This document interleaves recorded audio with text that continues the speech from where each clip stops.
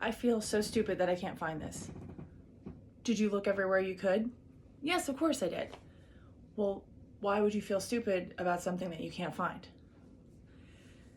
Because the very first time I ever felt stupid about something, someone said, "Oh, you must not be smart." This was a conversation that I had with myself a couple of years ago when I finally figured out how much hating math was costing me. And one of the things that I realized is that we say to people, "You're so smart." We say to kids, "You're so smart."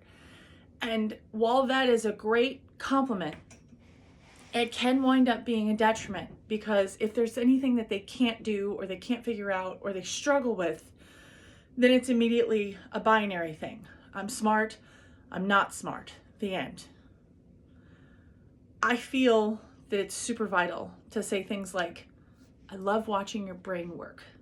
I love watching you figure that out.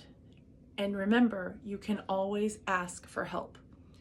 I think about this a lot because yesterday I was having a conversation with a friend of mine about how we're all in the progress of life, right? And we're all works in progress, as the wonderful writers of Ted Lasso talked about.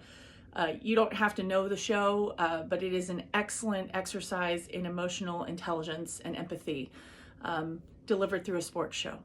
I highly recommend it. And one of the things I love about the show is that they talk about empathy. And I just want to remind you that you are full of skills, and there are a lot of things that you can do. Even if there's one thing that you can't do, or 5 things you can't do, or 10 things you can't do, remember that there's a lot of things that you can do, and it is always okay to ask for help.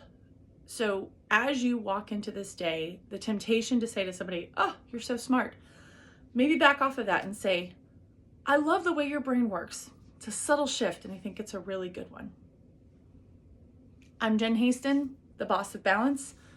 Some days that is an aspiration, some days it's a description. When you follow me, you will get tips and advice on how to be the boss of balance in your own life, whatever that looks like. See you next week.